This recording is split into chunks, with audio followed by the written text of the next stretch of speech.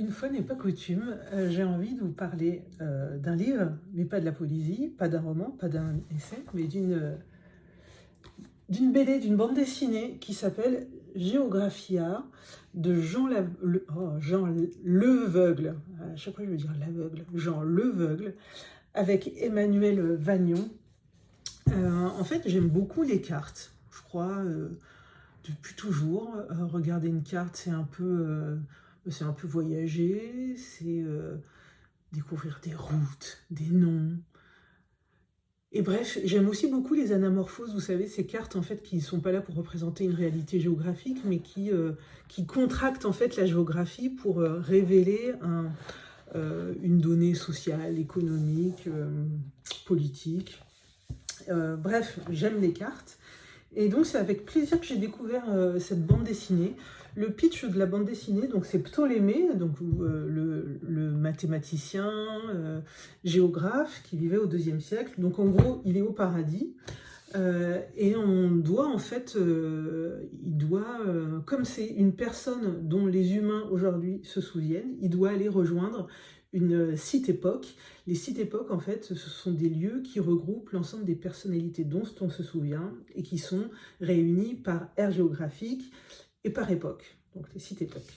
Et lui, il se réclame de la cite-époque grecque, alors qu'on veut l'envoyer, le Bureau des Temps, vous découvrirez si vous lisez la BD, le Bureau des Temps veut l'envoyer à Rome, la cite-époque de l'ère latine. Et donc, au détour d'une conversation, on lui apprend qu'il existe un panthéon avec les sculptures des plus grands hommes scientifiques. Je crois que je ne sais pas s'il y a des femmes, enfin bref, les plus grandes personnalités scientifiques des différentes époques, et il se dit ah bah génial, je vais aller voir ma statue qui me représente donc dans cette fameuse ère latine. Et il découvre que ce n'est pas lui, ce n'est pas sa statue qui est dans ce panthéon des scientifiques, mais que c'est en fait Marin de Tyr. Donc là, il est outré, révulsé, il veut aller se plaindre. Et bref, la bande dessinée, le pitch, c'est qu'on va suivre son périple dans les différentes cites-époques pour comprendre ce qu'il reste de son travail, de la pierre qu'il considère avoir apporté à l'édifice de la géographie. Et donc on va aller à Babylone, mais on va aussi aller dans l'époque contemporaine. Et au fil de la bande dessinée, on va à Venise aussi, à Séville. Bref, on va découvrir différentes cartes. Je vous montre, là, vous voyez une petite carte ici. Je vais essayer de vous montrer les plus impressionnantes en termes de dessin. Voilà. Et en fait, plein de cartes qui nous permettent de comprendre. Alors, chaque carte est située en fait. Comment la géographie s'est construite selon les croyances, les représentations du monde des différentes époques, des outils aussi qui étaient à disposition, de comment les mathématiques aussi l'astronomie ont permis ou pas de réaliser des cartes correctes. Et donc c'est à la croisée, souvent au fil du temps, la croisée entre des réalités géographiques que les hommes ont pu